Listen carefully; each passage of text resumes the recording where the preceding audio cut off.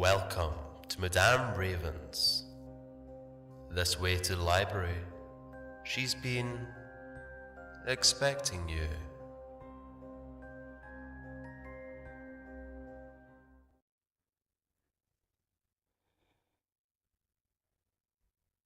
Navajo Glass by First Breath 1.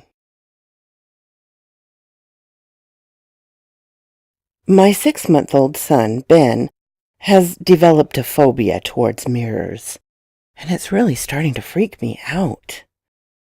The behavior in question began one late night a week or so ago. Nothing about that day seemed different than any other. We were just getting ready for bed.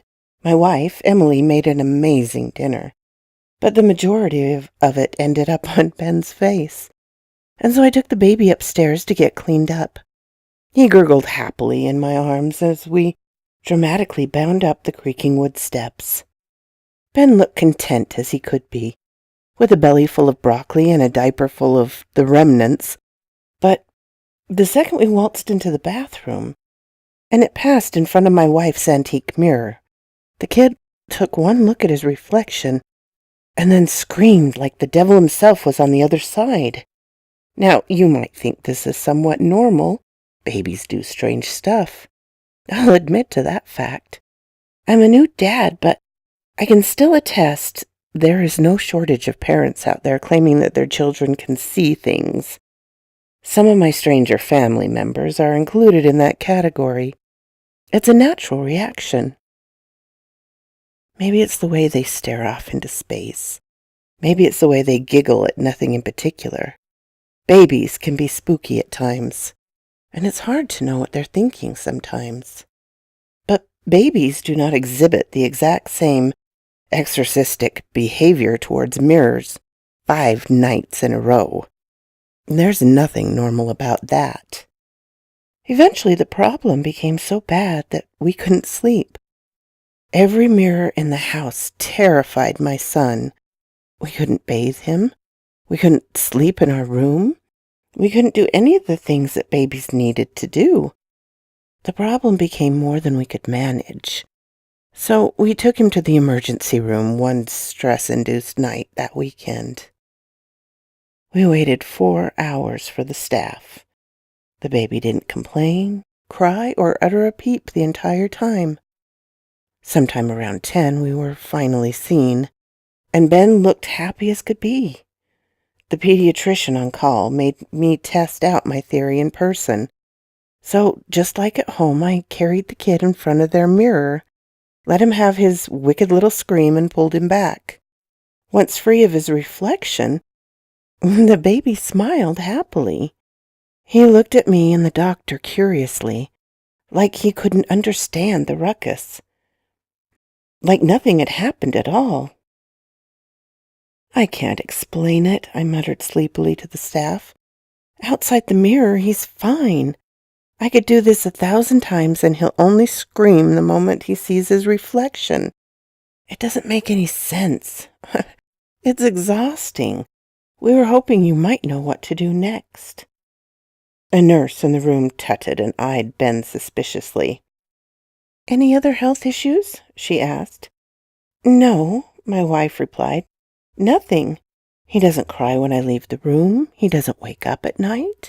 He doesn't fight when I feed him. He's just a good baby." The doctor nodded. The nurse nodded. My wife nodded. Everybody nodded but me. "I think your son is fine." An albeit small wave of relief washed over me. "Are you sure?" I asked. "Yes," he replied. "Based on the previous checkup, based on what you're telling me here, this could be a behavioral thing. Some babies are fearless. Some are scared of their own shadow. It does not mean anything is immediately wrong with any of them. I would expect Ben to grow out of this by the time of our next checkup. If not, come see us again." "See," my wife scolded me. "You have to stop worrying." I nodded. I told him that sounded fine. But I did not stop worrying. I tested out my mirror theory every night since. On Monday, Ben screamed the moment we brought him in for a bath. Not much change there. On Tuesday, I covered his eyes, and he yelped on the way out. Some progress. The kid was finally clean. On Wednesday, Emily wanted him to face the phobia, so we let him scream in front of the mirror for an hour. On Thursday, we put a sheet over all the mirrors. And miraculously, that worked. It wasn't a solution, more like a Band-Aid. Ben still screamed whenever the sheet slipped. He still found new mirrors and tiny little reflective surfaces that upset him. But we both welcomed the small pieces of duct tape on the problem that had taken over our day-to-day lives. Friday passed as normally as any other. We both worked from home.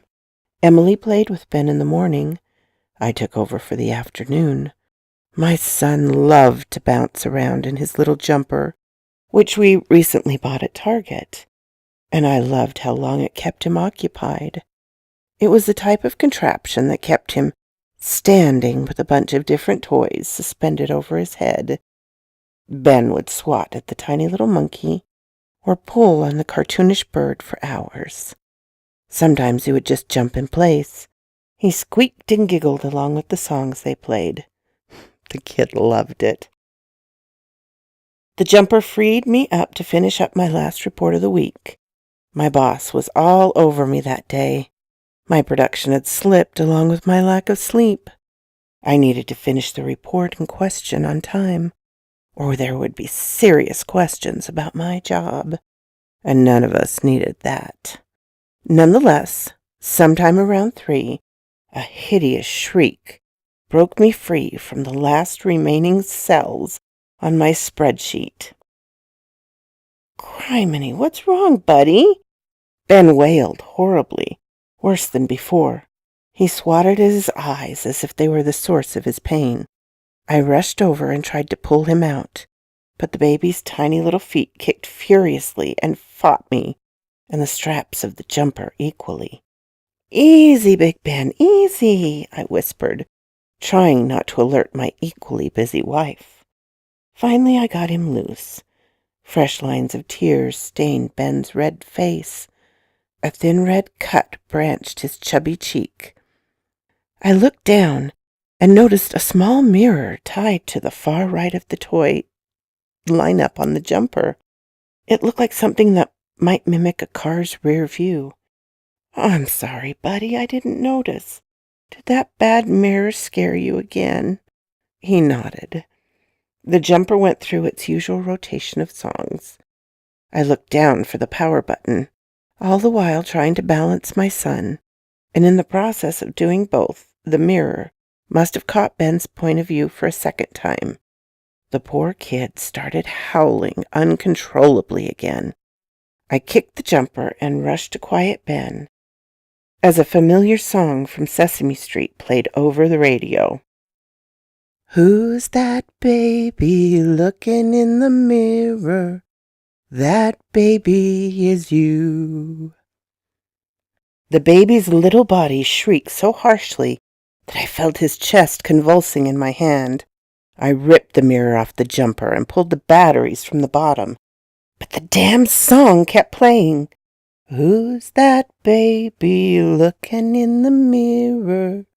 That baby looks just like you." My wife rushed into the room. She pulled Ben out of my arms and immediately calmed him down. I sprinted the still singing jumper out into my driveway and spiked it onto the street curb. I stomped the little glass mirror into 1,000 little pieces and collapsed next to it, defeated, deflated, and exhausted from stress of the moment. I returned inside to a happy baby and a confused wife. Friday night and Saturday morning passed without incident. We kept the sheet over our bathroom and bedroom mirrors. We covered the shiny countertops and refrigerators and glass doors.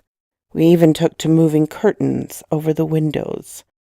We tried to close off any reflective surface we could find, but Ben kept finding the mirrors. "We can't live like this," I insisted to my wife, but she swore she didn't mind. Emily thought the best approach would be to make him forget about the fear. Once it wasn't so present in his mind, maybe he could move on to other things. I didn't understand it. I didn't believe in it. Not really. But the strategy seemed better than all our other options. All the doctors and online sites claimed the only thing to fix this could be time. So we decided to give it to him. Emily went out to her mother Saturday night, and I agreed to stay behind. Boys' night. The ladies left sometime around 7. Ben stayed up with me to watch the Knicks game. He ate his food, he drank his bottle, he pooped on schedule, he fell asleep sometime around 8. And I nearly joined him. But my work from earlier in the week beckoned like a bad habit. I carried my son into his room and put him in the crib, and moved our baby camera onto position. I returned to the living room to get an early start on my spreadsheets. It was monotonous work. My concentration quickly shifted from mirrors and doctors to formulas and cell formats. 8:30 turned into 9, and 9:30 into 10. The kids started screaming at 8:30 on the dot. This time, something screamed with him. I nearly jumped out of my skin. The scream sounded foreign, almost animalistic. I darted into the nursery like a bat out of hell. I ignored the shadows. I ignored the mirrors. I focused on my son and my son alone. I scooped Ben up in my arms like a rescue worker and sprinted from the room like a headless chicken. We exited the room, through the kitchen, and towards the basement. We sprinted down the steps. There was a spare bedroom down there, separate from the main room. There was no mirrors. I rushed inside, locked the door behind us, and settled Ben safely into the sheets of our unused twin bed. I joined him a moment later and looked down under the covers to make sure he was okay. And then we waited. I felt a little foolish. Maybe I imagined the second scream, I told myself. Maybe it just caught me off guard. But I knew that couldn't be true. I heard it. As clear as day, I know I heard something. I looked under the covers. A pair of frightened, bright blue eyes met mine. Ben gurgled and whimpered a bit. He didn't seem all that fazed. I did notice a second red scratch just above his brow, and my heart dropped into my stomach. This one looked deeper than the first. We sat there for a full 15 minutes, waiting. I had no idea what to do next. I rationalized that if a real animal were in the house, maybe it would not be safe to go upstairs. But part of me knew that was a lie. Every noise made me jump. We have baseboard, heating, a furnace, and actual ducts for air conditioning. The expanding and contracting of the ducts, combined with the kicks of the baseboard, made for a dramatic soundtrack. Every time I wanted to get up, a pipe would crack and I would jump right back under the sheets with my son. Sometime around 10:30, however, I heard a sound that most certainly had nothing to do with gas and electricity. An object made of glass crashed above our heads. The shattered reverberation down from what seemed to be the second floor all the way to the basement. A sound of suction followed. It was like someone had turned on a massive vacuum cleaner. The droning vibration of some unseen device whirled and spinned for several heart-clenching seconds. And then it stopped, just as suddenly as it had started. The suction was quickly replaced by heavy footsteps. I placed my hand over my son's mouth, carefully, so as to not alert whatever the fuck was upstairs of our position, but he cried anyway. I couldn't blame him. Part of me wanted to cry too. Ben let out one terrible, petrified wail, that started in the bottom of his belly and worked its way up through his already aching lungs. His shout pierced through my fingertips like they weren't even there. The footsteps upstairs grew faster. It's like they were unsure before, but now they found what they were looking for. In seconds, the feet descended from the second floor into the kitchen. A moment later, the owner opened the first basement door. I stood up out of bed, foolishly, as if to protect my son one final time. I grabbed a bat left behind in the room. The footsteps descended down the basement stairs. They paused at the bottom as if listening. I waited for the intruder to approach the spare room. I leveled the bat against my shoulder and prepared myself to swing. My son cried from under the sheets, and I knew it had to be time. And then something very close by began to scream. The sound felt guttural. It emerged in a deep, earthy tone that quickly escalated in volume and pitch. The scream filled my ears like a bell and produced a pounding throb in my head that made me unsteady on my feet. I could smell its stinking breath. I still can to this day. I grabbed my son's head and held him close to me. He wailed horribly. I wanted to cry too. I wanted to open the door and start swinging the bat at whatever I could find. Parental instincts flooded my vein like a drug. Just before anything further could happen, the garage door opened, and all hell broke loose in an instant. The heavy feet retreated rapidly up the stairs. The suction sound came and went in an instant. The aches and groaning of the house returned to normal.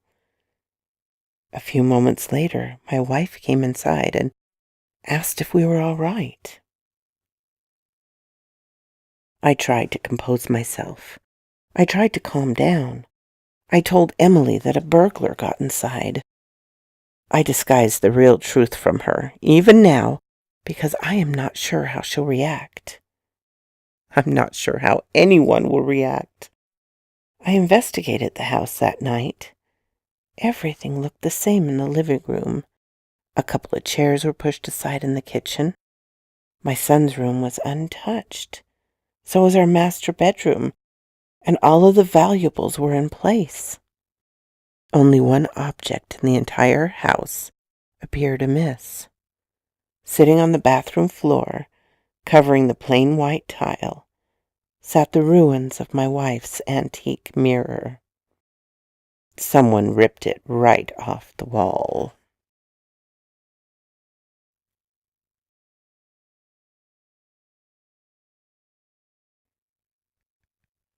Part 2. Welcome to the Discount Inn. It was late, too late to be doing this kind of thing. It was 10 o'clock to be exact, on a weeknight, and the checkout kid at the desk looked no older than 16. He read through his mantra about rates and rules. He told me about the security deposit. I handed over my license and credit card and said, "1 room, please." My wife still didn't understand the reason for our little journey. I rushed her out the door the moment she got home from the store. Call that reaction sheer panic. I didn't tell her about the broken mirror. I didn't tell her about the screaming or the animal, if it could be called that. She barely managed to pack a bag before I ushered her into the side door of my Jeep and peeled down the driveway. At that counter of the Discount Inn, I tried my best to explain. Something got into the house, Em. I heard it. I took Ben and ran downstairs, but it followed us. Emily balanced our son on one hip, and a pillowcase full of clothes in the other. What followed you? I don't know. How can you not know? I didn't see it. My wife eyed me suspiciously. 10 years of marriage built up a certain level of trust. I got her out of the house on that basis alone. But she wasn't stupid. Getting her any further would require some real answers. "I heard it scream," I said. The hotel clerk gasped. Emily just looked confused. "Shouldn't we wait for the police?" "I didn't hear it leave. I think you scared it away, but I couldn't be sure. Couldn't take the chance." I looked towards Ben. Emily nodded. I think some part of her finally understood. And so we paid the kid. We took the key and we hustled our giggling baby towards the second row of rooms. It was a rainy night. It was rainy that night. I nearly slept and fell on my face on the wet stairs. Enormous avalanches of white water leaked from cracked gutters to pound the pavement in rhythmic claps. Lightning danced across the tree dramatically, and thunder bellowed so angrily that even Ben looked a little worried. The wind blew so strong that I had to slam the door behind us just to get it shut. When we arrived inside our room, I collapsed on the bed and stared blankly at the fractured white paint on the ceiling. "Where did you get those mirrors?" I asked. My wife looked at me like I had 6 heads. "They were my grandmother's, you know that. I inherited them when she passed away." "Where did she get them?" I repeated. "Who cares?" "Stop joking around, Emily. This is important," I shouted. I never yelled at my wife. I regretted it the moment the words left my lips. The confused look on her face was quickly exchanged for tears. She covered her face carefully and quickly exited the bathroom. I followed in a mess of self-pity and stupidity. "Shit, I'm sorry, Bug. I didn't mean to yell," I complained to the closed door. "Really, I didn't. I'm just stressed. I think those mirrors are connected to this." She didn't answer. "Your Navajo grandma gave you the mirrors, right?" I asked carefully. "Before she died. Before we met. I remember you told me that. But the Navajo didn't make glass, Em. None of the Native Americans did." "You think I want a freaking history lesson right now?" she sobbed. "No," I replied. "We're here now. You got what you wanted. Just leave me alone." I listened to her. Better that than pushing my luck in an argument. I let Emily be and retreated to the safety of our assuredly bug-infested bed. I fed Ben the last few remaining drops of his bottle.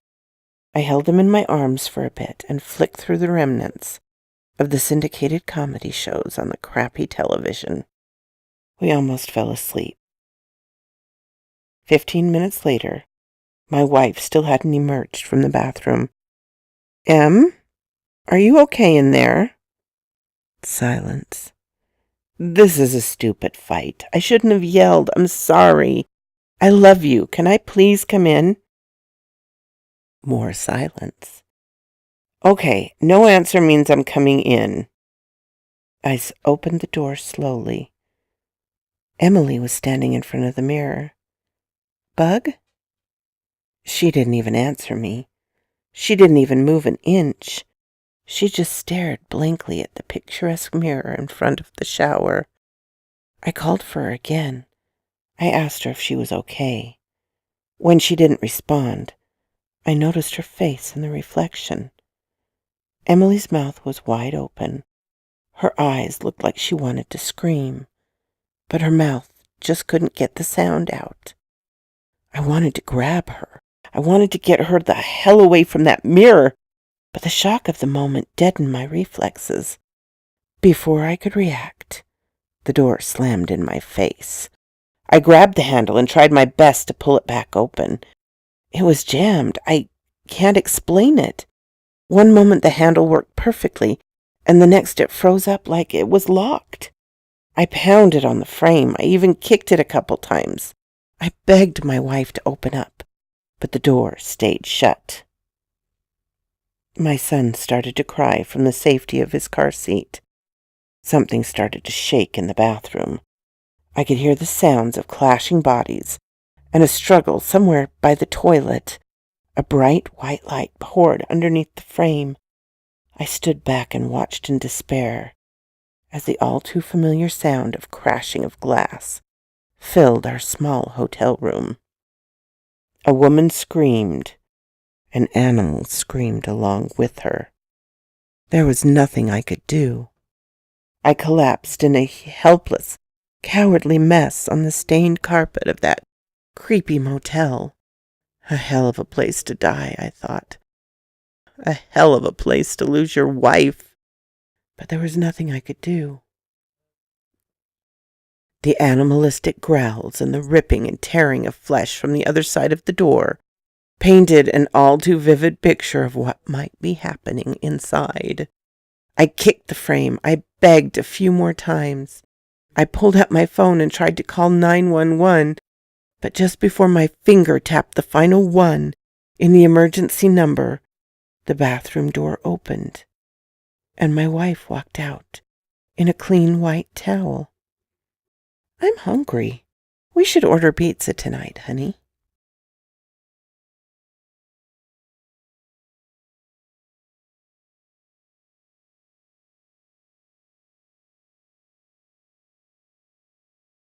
Part 3. A bad man visited me in the bathroom just then. The woman standing in front of me certainly looked like my wife. She matched all the physical characteristics to a T. Over the years, Emily's body became more familiar to me than my own. Bullet-sized birthmarks painted her pale arms, just like all the familiar imaginary constellations we made up in bed. Dark, tangled hair dripped over her bright blue eyes, just like it always did when wet.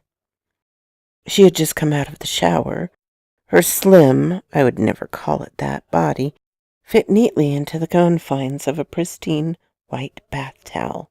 She looked normal. She looked exactly the same. She looked like it could have been any other night at home, only it wasn't. Both of us knew it could never be, not after what just happened. Not ever again. He walked right through that mirror. Emily pointed and spoke slowly. She used that soft, reassuring tone usually reserved for life's most serious moments. That voice made me feel comfortable. That voice relaxed me. That voice made the stress drift from the roof of my chest and settle somewhere to the back of my mind. I remember it as my rock in a river, in a storm of life's worst head and heartaches. You get the idea. Emily always had that way with me. The tribe called him that, you know, the bad man, for years and years in dozens of different languages. Bad, bad, bad. All he wanted was a little trade. I don't think that's bad at all. No, I think he's a good man. God help me. She even smiled just like she used to smile. My wife's thin red lips drew back graciously to reveal a row of perfectly white, rounded teeth. She dipped her head a bit, shyly, pushed her hair back, and eyed me coyly.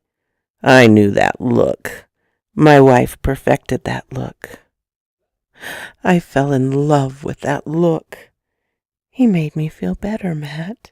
Please believe me. I feel so much better. My soul is in a much better place. But I didn't believe her. I didn't believe a word of it. He could make you feel better, too, you know. He saw you that night in the house, because the woman standing in front of me could not be my wife. Well, aren't you going to say anything? I backed up towards the carrier in the corner of the room that held my 6-month-old son. Emily seemed annoyed that her long nails pierced deep ringlets into her hips. Say something! I picked him up, my son, and gave him a tickle. Ben giggled right back at me happily. He looked at peace. He looked like he had no concern for the chaos that would soon form around him. I don't understand. Emily smiled. What the bad man does is He takes part of you and he sends it away to a safer place, to a happier place, forever. You never ever have to leave that place, Matt. You can be with whomever, whenever, forever. Don't you want that? Who doesn't want that? I looked back at her stupendously. I knew that was a lie. My wife would never leave her son willingly. Then the other part of you, of course, the physical part, your manifestation, that part is left behind for us, for something wicked to play.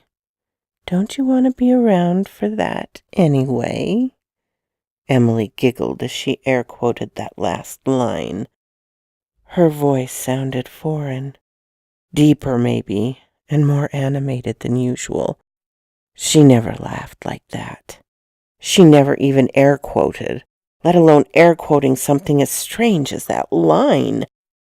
The shape of my wife walked forward elegantly and let the towel fall dramatically around her ankles. Her hot breath raked along my shoulder.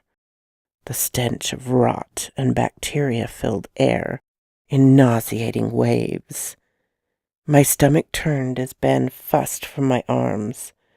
The woman reached out to touch him, but I didn't let her. I dodged her hand and darted towards the door. He only wants the baby. Part of the bargain. It's not a bad deal, you know. One little shit soul for the price of eternal happiness. What? Should I laugh? Should I cry? Laugh, cry, run, or die. Those were my options. My sleep, my oxygen-deprived brain returned back. I followed none of them and stood there like a stupid statue. Emily, she hissed. The beautiful but horrid freaking creature in front of me actually hissed. Bits of spit through the edges of those beautiful teeth and dry lips that I kissed so many times before. Her tongue forked at the end in a way I never recognized. When she slapped me, I felt the sting of blood forming from the sharp edges of those damn ruby red nails. Now why would you call me that? Ben started to cry.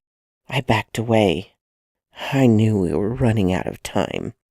Silly boy, stop playing games. Emily's eyes faded from their familiar blue to an unsettling red. Her wet, beautiful hair clumped together in bizarre tendrils that dangled in front of her eyes as she approached me. She looked like she wanted to hurt me again. She looked like she wanted blood. But my fingers curled around the handle as I turned it evenly to the left. Why would you call me by the name of that slut when you know full well I just cut her insides up in the sink? I pulled open the door and hustled my son through the narrow opening. I slammed it shut behind me. The creature that called itself my wife howled from the other side. It abandoned the youthful happy tone and resumed the demonic bellowing of an animal chained in a cage that would soon escape again. Long nails dug deep holes into the frame of the pitiful little discount inn door. The creature screamed something, the same something over and over again, as her fist and feet wailed uncontrollably against the door that held her back. But I didn't want to hear what it had to say.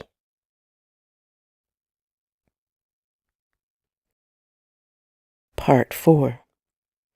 The path into Hawthorne Wood began at the point of a very steep slope. The walkways littered with weeds and surrounded by sky-high evergreens on either side. A single dilapidated sign marked the entry point. The descent downward is treacherous if you're not careful. There's little room to your left or to your right. There are no railings or tree branches or other forms of support to hold on to. A local Boy Scout troop built some steps back in the 90s, but the wood chipped and eroded over the years. The slick pine leaves scattered on top, rendering them useless along with inactivity. You really needed to know where to place your feet. The rain doesn't help the situation much either. The storm never broke for a second that night. The steady rhythm of tiny drops battering away on my windbreaker had a soothing effect. It kept my mind on the task at hand. One step at a time, one foot in front of the other. My baby boy, Benjamin, sniffed a bit from the comfort of a pouch-like pack that kept him close to my chest. In my hands I held the disheveled remains of a tent, a Remington rifle, and a loose plan in my mind for the next few hours. "Are you ready, bud? Adventure time with Daddy." Ben smiled at me shyly. "Do you trust Daddy?" He giggled. "Of course you do. Not much choice, right?" The last steps down into Hawthorne felt like salvation to my overextended knees. I sat on the soaked wood and surveyed the overgrown marsh that was once my childhood stomping grounds. The path was overgrown. Mosquitoes and gnats hung in the thick air, in excess of what I ever remembered. Remnants of skunk cabbage and discarded beers clung to the thorn bushes like ornaments. The trees had taken back most of the small lake on the other side of the marsh. The rain flooded the creeks over their capacity. But even with the dismal weather, spinning bugs, the moon, and my prior knowledge had some advantages in this particular corner of the forest. I knew where to go next. Daddy's got a plan, bud. Daddy's always got a plan. I immediately recognized the old gnarled tree that jutted out like a seat.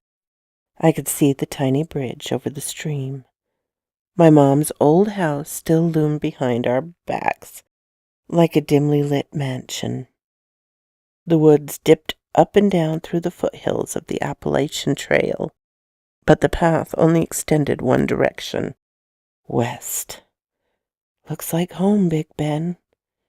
20 yards or so ahead, the route opened up to a wide clearing of about 15 feet wide. I pitched the corners of our tent around some nearby trees and laid the wrinkled base with my son still attached to my chest. Once the overhead was set up, I laid him down and nailed the remaining stakes into place. "Bedtime for you, buddy." I kept replaying conversations, trying to find something, anything, to help my fractured family out of this situation. The heart-wrenching drive away from the discount inn gave me plenty of time to think. I dissected nearly every single encounter pertaining to the broken glass sitting on my bathroom floor. I focused on one morning in particular, the one in which I met my future mother-in-law. I was nervous that day, so nervous that Emily had to hold my hand just to keep it from shaking.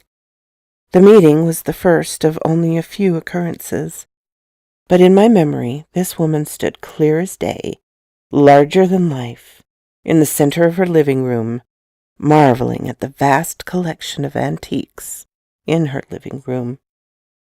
"Do you see those two mirrors?" she pointed. "Navajo glass. They don't make it anymore. Ugly, heavy things in the end. My own mother used to say, even if it shatters, you're supposed to wear it as jewelry. They're amulets. Windows, I believe she called them." The poor woman passed away from heart complications later that year. The grief from her death overtook our small family. My wife always claimed she would never be the same. I never did hear much more about the mirror after that. They sort of became a sore topic at the house after that, but it was the last part of Melanie's comment stuck out to me now like a sore thumb. I only wished it hadn't taken me so long to see it. Windows.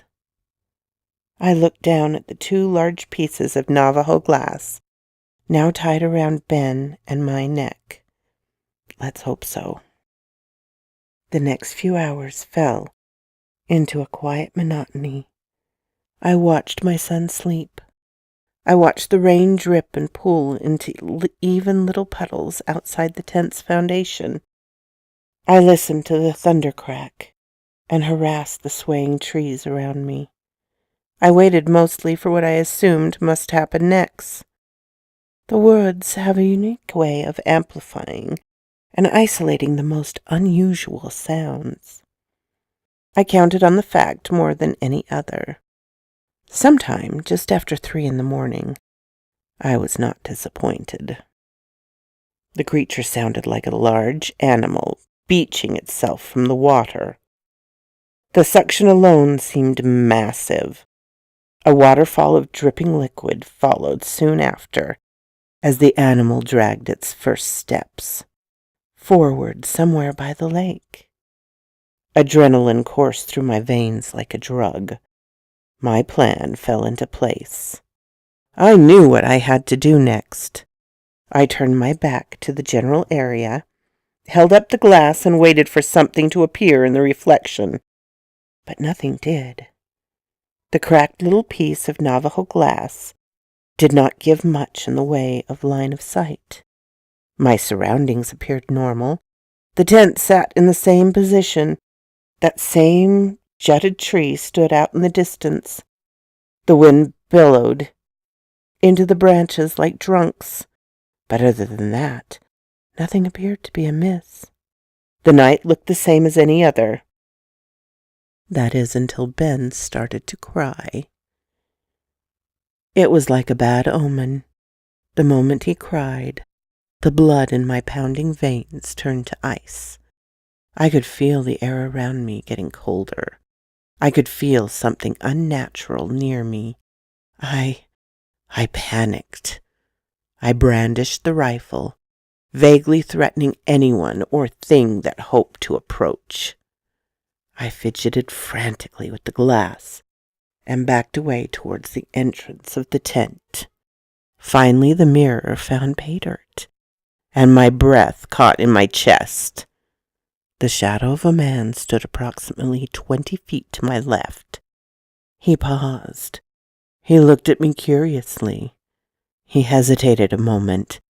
Then he started walking towards us, slowly and confidently, with one foot placed lazily in front of the other, over the sinking marshlands and up towards the campsite, like it were any other day in the park. "That's right. Come on, you son of a bitch," I muttered under my breath. "I'm right here." I pushed the mirror back and forth to try and get a better vantage point. The man closed the distance between the clearing quickly. He stood tall, well over 6 foot. Tall, to be exact, which dwarfed my significantly smaller frame. The blurriness made the shadow look almost familiar. The moon dipped through the trees and reflected just right. Dark tan skin met long matted hair that fell in waves to the shoulders. I couldn't see all the features of his face, but I could see one thing, and that is the fact that he was smiling. Rows of sharp white teeth stuck out like daggers in his mouth. They were hard to miss. In the middle of the woods, all alone, the bad man must have thought he'd gotten his prize. He must have thought he would get everything he wanted. I must have looked like a juicy steak to him, starting there like a sheep in the middle of the forest. But the son of a bitch was missing one key detail. Bait is best served cold, and bullets hurt a lot more than spears. I waited just a little bit longer, with my back turned to the threat. I waited until I could hear the creature's footsteps just a few yards away from our campsite. I waited until my son, Ben, started screaming so loud that his tantrum could have woken the neighbors. I waited until my shot could be perfect, because I knew there would not be many more of the first one missed. Then I turned and spent every bullet I'd brought. I didn't know if my shots landed. I didn't know if I actually hit anything more than a tree. It was chaos. Without the advantage of the glass in my hand, the shadow disappeared in front of me as suddenly as it had arrived. I sprayed the general area over and over again, stopping stupidly to reload each time, checking my surroundings and firing again. I thought I heard something fall. I thought I heard something scream, but I couldn't be sure. The storm and my son's crying made every other sound seem soft and subtle. After 1 full minute of extended gunfire, I paused and surveyed the damage around me. Silence. I scooted into the tent and quickly tied Ben back to the pouch on my chest. The tears were drying on his face. He smiled at me, a weird, creepy smile, like he knew a secret he wouldn't share. Could it really be that easy? I picked up the glass and tried to find the shadow in its reflection once again. I checked the places I fired. I checked the lake. I even checked the path that it took us into the woods in the first place. Not a single trace of the shadow in the mirror remained. I could hear voices in the neighborhood behind us. Human voices. This time, thank God, somebody heard the gunshots. I sprinted up and out of the stairs of the Hawthorne to my parked car on the street. I plopped Ben into a seat and wrapped the straps around him quickly. The next part of my plan would be guesswork. If the bad man could die, and if he did die, maybe my wife would be okay. The road to the discount inn only sat a short 5 minutes from the wood. I sped through every hairpin turn and gambled every yellow light. I pulled into the parking lot, sweaty and exhausted. At just past 3:30, I took a breath, caught myself, and stared into the wide eyes of my son in the rearview mirror. He smiled. "You ready, bud?" Moment of truth. I carried Ben up the rain-soaked steps of the motel to room 13. Those few moments felt like walking the plank. I waited for him to cry. I waited for the inevitable wail of the demonic creature currently occupying my wife's room and body to fill the quiet motel hallway. But the chaos never came. Rain drizzled evenly on the railings.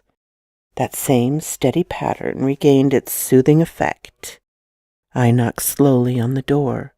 2 quick knocks at first, then 1 slow one, just like we always did at home. There was a stirring in the bed. I could hear that much. Somebody got up and walked slowly over to the door. When the voice called out, I listened carefully and bit my tongue to keep from shouting in relief. "Matt?" I paused. I needed to be sure. "Matt, are you okay? I was so worried." Emily opened up the door in a bright white nightgown. She looked beautiful but exhausted. The wrinkles on her forehead and the lines on her eyes played out more prominently than ever. When she spoke, she sounded sick or like she'd just been woken up from a long sleep. "Where did you guys go? I just woke up and no one was here." I didn't say anything. I didn't believe it. Not yet. I turned around and carefully held up the Navajo glass. I angled it just right with the edges in both hands, so its reflection gazed back like a camera directly at my tiny little family. Ben and my wife smiled peacefully by my side. So quoth this raven. I hope you enjoyed the story, my darlings. This was a wonderful story by First Breath One, who I have worked with before. His real name is Matt, like in the story. And I would like to thank you all for listening, my darlings. I appreciate you so much. And special thanks to my Patreon supporters, Ermin Case, Darren and Jennifer Taw, and Callist Enoch. If you like this, please hit the little button to let me know. If you didn't, hit the little button to let me know. Leave a comment. I'm always glad to talk with you, my darlings. I'm open to suggestions and criticisms, critiques. If you have not subscribed, please do so and ring the little bell so you know when to come up and see me. And I will talk to you next time, my darlings. Farewell.